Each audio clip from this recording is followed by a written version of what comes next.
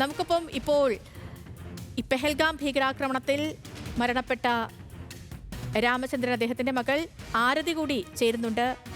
ആരതി, good morning. ഇന്നത്തെ ഈ ഭീകരാക്രമണം, ഇന്ത്യ നൽകിയ തിരിച്ചടി, അത് ആരതിയെയും ആരതിയുടെ കുടുംബത്തെയും പെഹൽഗാമിൽ ജീവൻ നഷ്ടപ്പെട്ട മറ്റ് 25 പേരെയും ഇന്ത്യയിലെ രാജ്യസ്നേഹമുള്ള ഓരോ മനുഷ്യരെയും അത്രമേൽ സന്തോഷിപ്പിച്ചിട്ടുണ്ട് എന്ന കാര്യം വ്യക്തമാണ്. Good morning. ഈ ഒരു വാർത്തയിൽ ഞങ്ങൾ വെളുപ്പിനൊരു 4:45-5 മണിക്ക് എഴുന്നേൽക്കുമ്പോൾ ഈ വാർത്തയിലേക്കാണ് ഉണരുന്നത്. ഈ പറഞ്ഞതുപോലെ സന്തോഷവും ഒരു കംഫേർട്ടും അതിനുപരി അഭിമാനവും ഉണ്ട് ഇന്ത്യ ഇങ്ങനെ തിരിച്ചടിച്ചതിൽ. ആരതി, ഇപ്പോൾ ഈ ഭീകരാക്രമണം അന്ന് ആരതി നേരിൽ കണ്ട വ്യക്തിയാണ്. അച്ഛൻ്റെ ജീവൻ സ്വന്തം മുന്നിൽ വെച്ച് നഷ്ടപ്പെട്ടത് കണ്ട ഒരു വ്യക്തിയാണ്. അപ്പോൾ അത് എത്രത്തോളം ഭയാനകമായിരുന്നു, എത്രത്തോളം ഭീകരമായിരുന്നു എന്നുള്ളൊരു കാര്യം മറ്റാരേക്കാളും അറിയാവുന്നത് ആരതിക്കുമാണ്. അപ്പോൾ ഇപ്പോഴത്തെ ഈ ഒരു തിരിച്ചടി, അത് ആ കുടുംബത്തിന് നൽകുന്ന സമാധാനം എത്രത്തോളമാണ്? പ്രത്യേകിച്ച് ആ പേര് പോലും ഓപ്പറേഷൻ സിന്ദൂർ എന്നാണ്.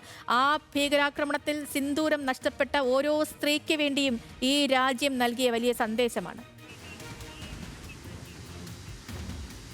അതെ, അവർ വന്ന് നമ്മളെ ആക്രമിക്കുന്നത് നമ്മുടെ മണ്ണിലാണ്. നമ്മൾ കശ്മീരിൽ നിൽക്കുന്നത്, നമ്മൾ ഇന്ത്യയിലാണ് നിൽക്കുന്നത്.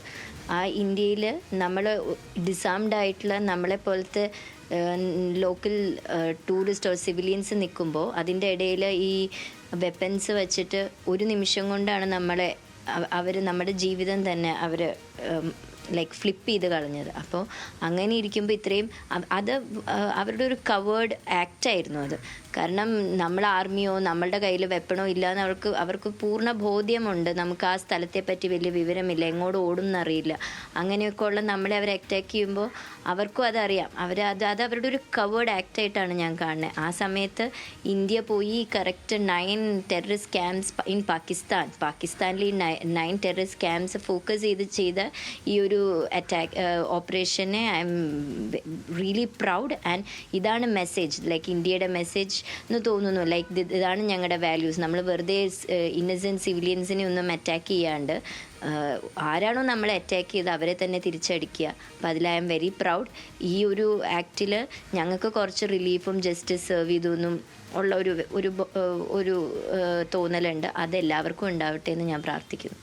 തീർച്ചയായും ആരതി പറഞ്ഞത് തന്നെയാണ് കറക്റ്റ്. കാരണം നിരായുധരായ മനുഷ്യർ തിരികെ ഒരു പ്രതികരണവും അവരിൽ നിന്നും ഉണ്ടാകില്ല എന്ന് പൂർണ്ണമായും ഉറപ്പുണ്ടായിരുന്ന ഭീരുക്കളായ ഭീകരരാണ് നമ്മുടെ 26 പേരെ അവിടെ ഈ നിഷ്കരുണം കൊന്നു കളഞ്ഞത്. അത് ഈ രാജ്യത്തെ സ്നേഹിക്കുന്ന മനുഷ്യർ ഒരു കാലത്തും മറക്കാത്തതുമാണ്.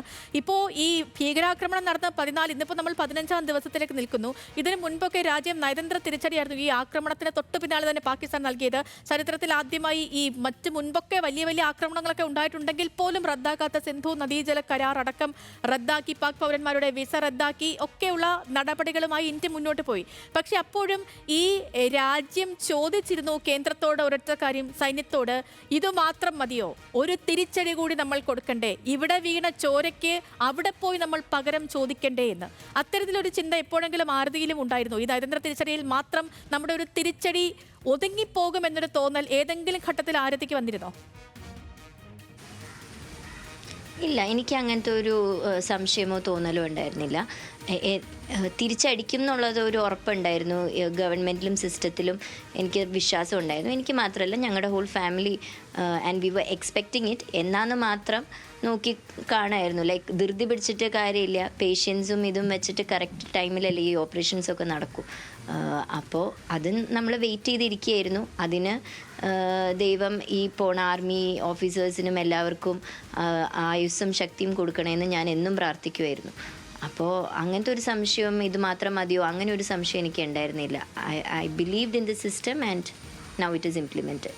തീർച്ചയായും ആയിരുന്നു. ഈ ഇന്ത്യ മഹാരാജ്യത്തിലെ കോടിക്കണക്കിന് ജനങ്ങളുടെ പ്രാർത്ഥന അത് നമ്മുടെ ഇന്ത്യൻ സൈന്യത്തിനൊപ്പമുണ്ട്, നമ്മുടെ അതിര് കാൽക്കുന്ന കാവൽക്കാർക്കൊപ്പമുണ്ട്.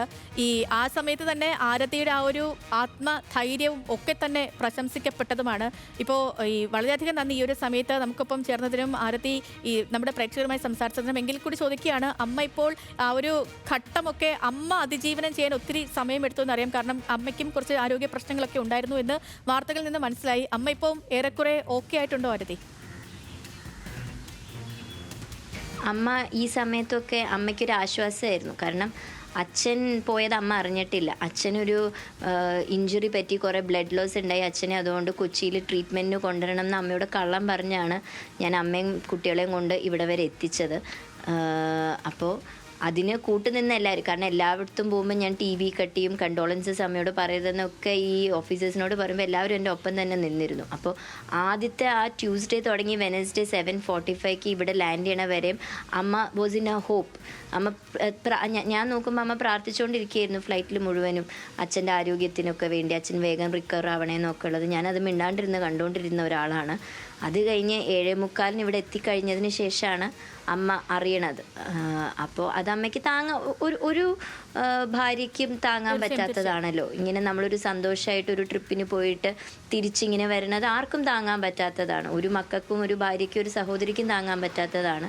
പക്ഷേ ഇന്ന് ഈ അമ്മ ഈ ന്യൂസ് കാണുമ്പോൾ അമ്മയ്ക്ക് നല്ലൊരു ആശ്വാസം, അമ്മയ്ക്കൊരു സന്തോഷം, ഒരു അഭിമാനവും ആശ്വാസമാണ് ഞാൻ അമ്മയുടെ കണ്ണിലും മുഖത്തും അമ്മയുടെ വാക്കുകളിൽ നിന്നും എനിക്ക് മനസ്സിലായി.